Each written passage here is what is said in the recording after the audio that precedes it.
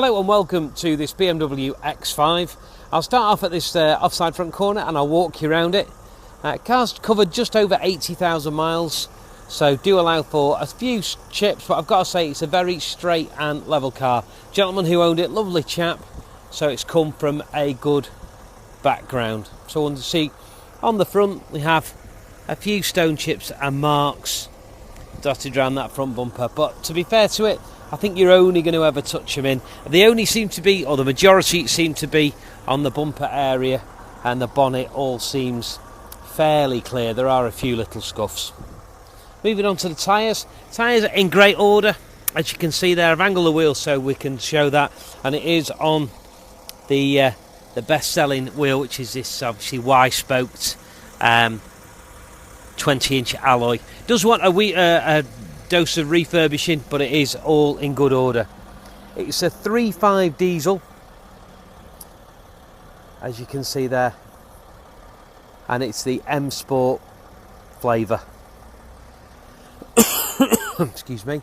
Panning down the side of the vehicle, there's nothing really to speak of.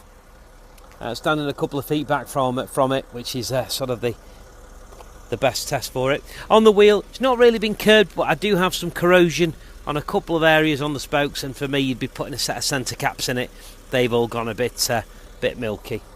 I'm often asked on BMWs, particularly on X5, what the inside of the tyre looks like, so rather than me getting on my hands and knees, you can see that for yourself there, and I'll do the same on the other side shortly.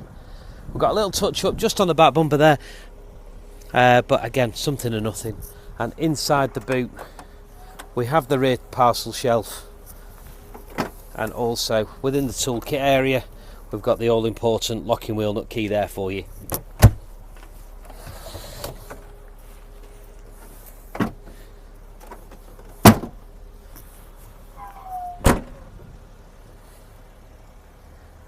So again, as we walk around it,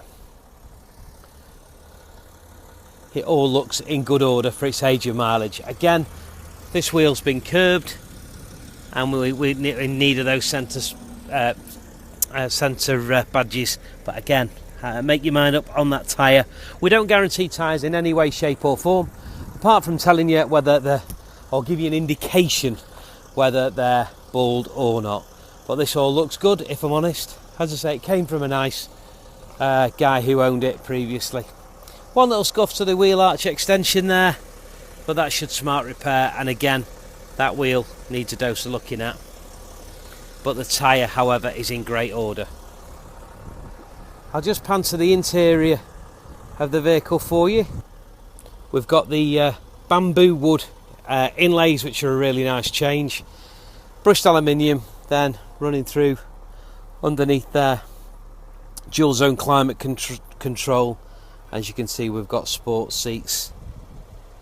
Car's got overmats. I always like to see that. Just shows people have invested in the car, and the car is got a full BMW sat nav and Bluetooth. In the rear, fairly straightforward, apart from it wanting a clean. All the seats seem in good order. It's got Isofix, but it has had children in the back of it, as you can see. The leather needs a good clean. Okay, so from the driver's side point of view, electric window central locking, you'd expect all that, but it's got electric memory seats, automatic headlights and auto wipers. As I get in the car there, we'll see it's done 80,224 miles. I'll just whack the sat nav on so we can see that's all up and working. There we go, maps running, that's all good. And within the centre console there, we've got the Bluetooth snap-in adapter.